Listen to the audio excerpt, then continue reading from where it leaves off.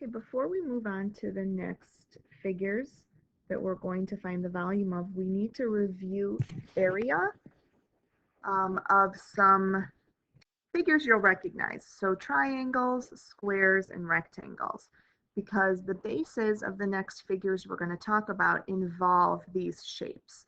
So before we continue with area, we want to just, or with volume, we need to review some area. Okay, so the first one is the area of a triangle. So the area of a triangle is base times height divided by 2. So what I've done on these examples is I've given you too much information. So you need to figure out which piece is the base and which piece is the height, and then we're going to disregard the rest. So the height is easy to recognize. So this is the height in 1, and this is the height in example 2. Where the right angle is made is your base. So the right angle is made with 15 inches. So that's your base. We don't need this 6 inches. And in example number 2, your height here is with the side that is 11 inches.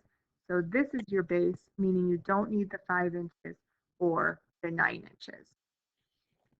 So let's calculate the area of these two faces. So area is base times height. So our base is 15, our height is 3, and then we're dividing that by 2. So 15 times 3 is 45, divided by 2 will give us an area of 22.5 inches. Now area, our units are squared. Okay, so 22.5 inches squared for the area of this triangle in number 1. In number 2, base times height divided by 2. Our base is 11. Our height is 4. And then we're dividing by 2. So 11 times 4 is 44. Divided by 2 would be 22 inches squared. Okay, so that's the area of a triangle. So what I have written up here at the top is that says the base doesn't have to be on the bottom. So you can see in number 2, the base is the bottom, but that's not the case in number 1. So what you just want to do is your height connects to the base, making a right angle. So just look for where the right angle is, and that will help you figure out the base for your formula. Okay, the next one is an area of a square. So a square, all 4 sides have the same measure.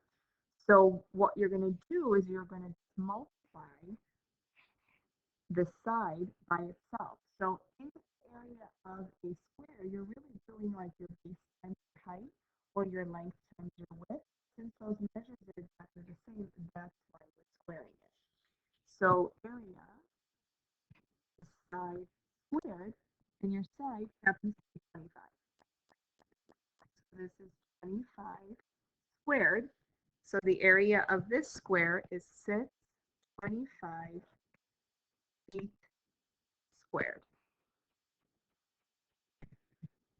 Okay, on example number 3, you're taking your side and squaring it. So this time our our side for our square involves a radical. So we're going to do 10 root 2 squared. So you can type that into your calculator exactly the way it looks.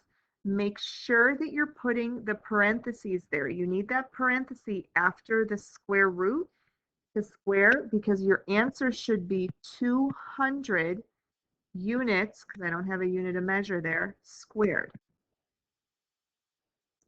So make sure you check this in your calculator and get this 200, because what's happening is you are squaring the 10, which is 100, and then you are squaring that square root, which is a 2.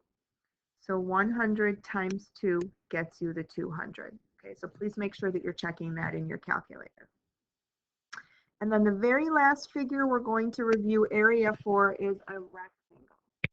So the rectangle, you are taking their base and height. So remember, the rectangle needs to be the same measures. And then I also should have right angles in here.